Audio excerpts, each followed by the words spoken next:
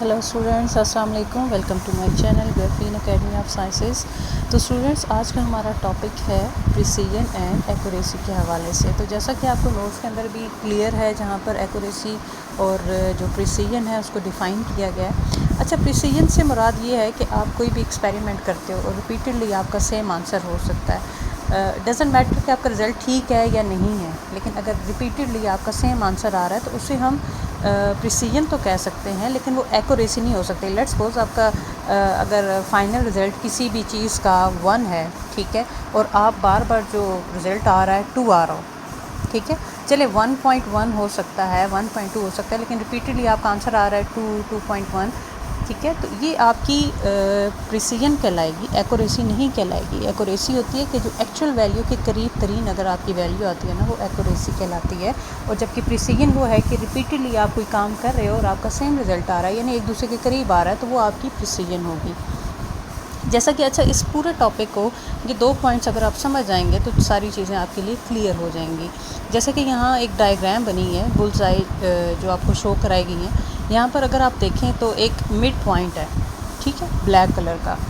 तो यहाँ पर अगर ये जो क्रॉस के निशान आपको दिखाई दे रहे हैं ना, तो ये क्रॉस के निशान एक्चुअल एक्यूरेसी तब होनी थी कि जो तीनों क्रॉस हैं वो उसके साथ हों, ठीक है, जबकि ऐसा नहीं है। फर्स्ट डायग्राम के अंदर देखिए तो क्रॉस जो है ना, 3 क्रॉस है जो एक दूसरे के करीब है। हालांकि ट्रू वैल्यू जो है वो ब्लैक वाला डॉट है जो अंदर दिखाई दे रहा है, लेकिन क्योंकि ये 3 क्रॉस एक दूसरे के करीब है ना, तो इसको हम क्या बोलते हैं कि ये प्रिसाइज वैल्यू है, ठीक है, कि मतलब एक्चुअल रिजल्ट तो हमें पता है, ट्रू वैल्यू तो तब होनी थी कि जो ब्लैक डॉट है उसके करीब आए।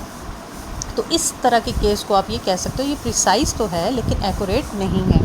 इसी तरह सेकंड जो डायग्राम है उसके अंदर अगर आप देखेंगे तो तीनों जो क्रॉस हैं वो अलग अलग पोजीशन पे है। तो इसको तो हम ना तो प्रिसाइज कहेंगे ना एक्यूरेट कहेंगे। एक्यूरेट होने का मतलब है कि ब्लैक के करीब होगा, ठीक है, उसके ऊपर अगर वैल्यू आती है। अब ये क्रॉस जो है ना, तीनों एक दूसरे से अलग हैं, ठीक है, यानी तीनों आप कह लो स्टेप में या 3 बारियों में अगर आप देखोगे ना, तो क्रॉस जो है वो अलग अलग आ रहे हैं, इनकी पोजीशंस अलग हैं।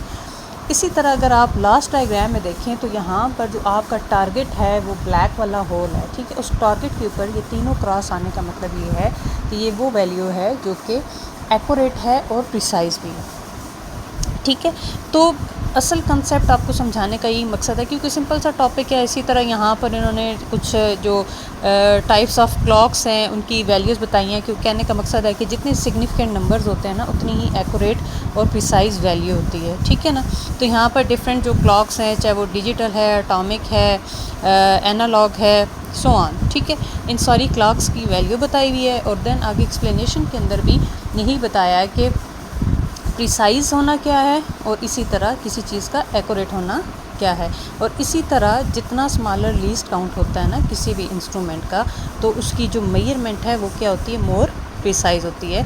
और नंबर ऑफ़ रीडिंग्स जितनी आप ज़्यादा लेते हो तो आपकी जो वैल्यू है वो तो आपकी वैल्यू जो है उतनी ही एक्यूरेट कहलाएगी, ठीक है स्टूडेंट्स, कि जितनी आप नंबर ऑफ़ रीडिंग्स ज़्यादा लोगे तो आपको एक्यूरेसी हासिल हो जाएगी। होपफुली आपको ये टॉपिक जो है वो समझ आ गया होगा, जिसके अंदर हमने प्रिसीजन और एक्यूरेसी को डिस्कस किया है। इंशाल्लाह नेक्स्ट जो हमारा लेक्चर होगा उसके अंदर हम नेक्स्ट टॉपिक को डिस्कस करेंगे। आपने ये जो नोट्स आपके सामने हैं, इन्हीं के थ्रू इसको याद कर लेना है। अगर आपको बुक से ईजी लगता है आप उसको वहाँ से भी फॉलो कर सकते हैं, लेकिन जो मेन चीज़ है, मेन कंसेप्ट है, इन दोनों चीज़ों को अच्छे से अंडरस्टैंड करना। ओके स्टूडेंट्स, थैंक यू, अल्लाह हाफिज़।